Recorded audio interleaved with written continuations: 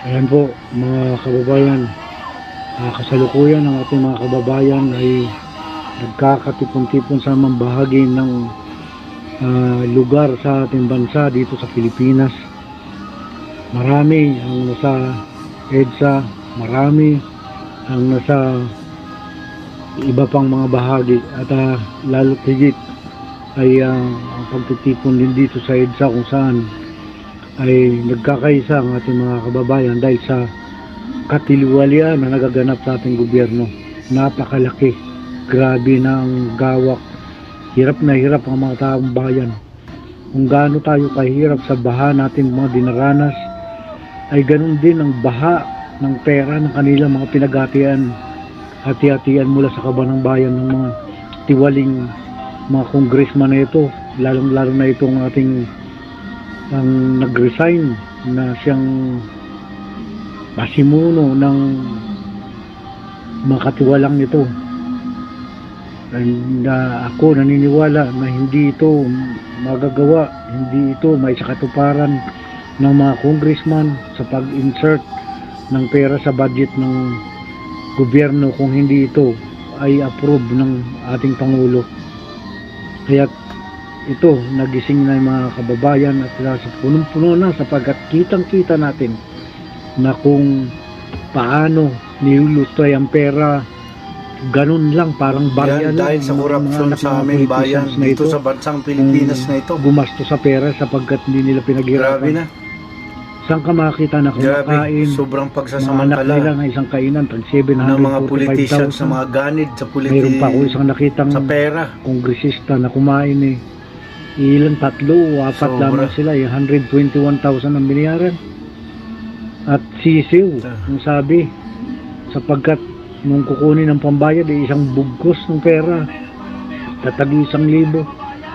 Sa isa lang ang kinuha, ibig sabihin 1 milyon. Ganun kasisiw sa kanilang paggastos. Alam nyo ba mga kababayan na ang kaabuuang halaga na inilabas sa mga flood control projects na ito mula 2022 lamang hanggang 2025 ay tinatayang tumataginting na, alam nyo ba, 545 billion. Ayon po yan sa report ng Reuters. Ang halaga na lumabas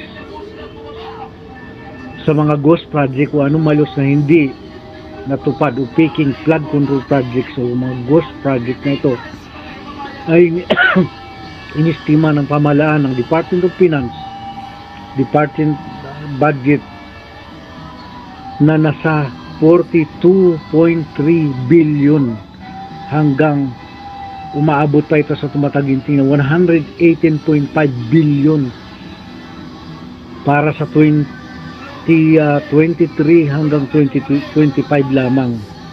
Ito ang official na rin sa binabanggit ng mga briefing na nai-report sa media. Ayon yan sa GMA Network. Alam nyo ba na ang 545 billion figure na ito na proyekto mula sa 2022 onward, take note, 2022 lamang onward, ay ang pinaka-headline total na ginamit sa mga ulat at pahayag ng gobyerno at media at iba-ibang outlets at ilang independent groups na naglalabas ng mas mataas o mas mababang estimates depende sa metodolohiya.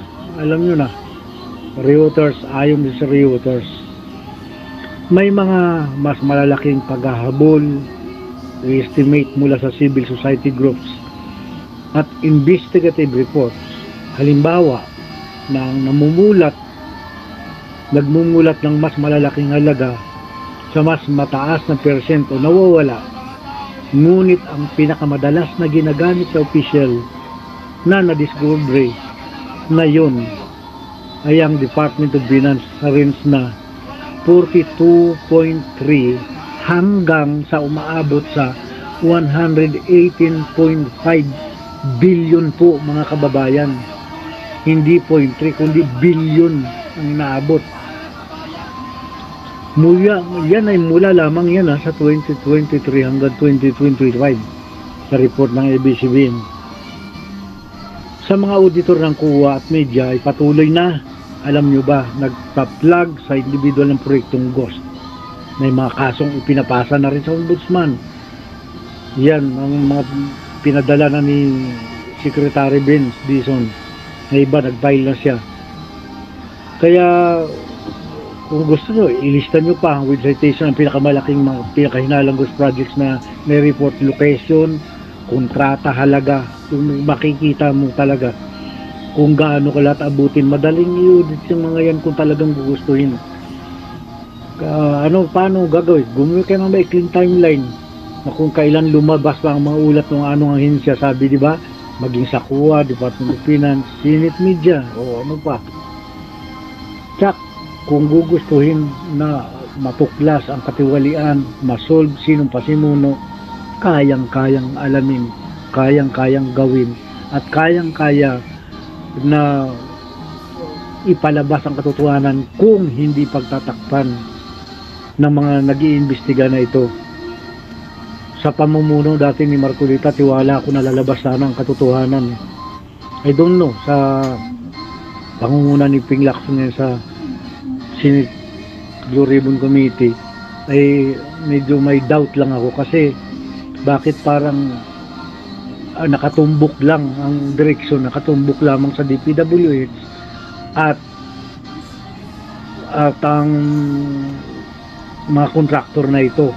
Alam naman natin lahat yan ng DPWH, kontraktor na ito.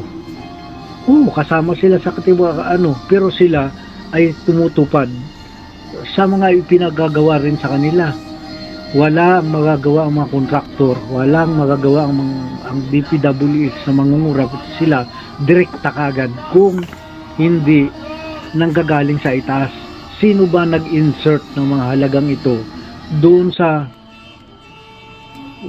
budget na kung saan inapruban at pinirmahan ng ating Pangulo? Hindi ba? Lahat ng ito ay dumaan sa kamay ng Pangulo bago mailabas yung mga budget na yan. Kaya ewan ko bakit ang direksyon lumalabas sa Senate Blue Ribbon Committee ay parang itinitigil na lang lamang nila sa pag-iimbestiga, sa pagtutukoy lamang doon hanggang DPWH lang, hanggang kontraktor lang. Parang ayaw nila tumbukin na sino ba ang nagpatupad, sinong mga congressman o kung may senator man na kasama dyan. Dapat yun, at saka lang hanggang sa secretary ng DPWH, hanggang sa secretary ng DBM ng budget. Grabe, sobra sila, wala na talaga. Kaya dapat hanggang kailan magtitiis ang taong bayan, hanggang magtitiis ang taong bayan sa baha. Maawa na kayo.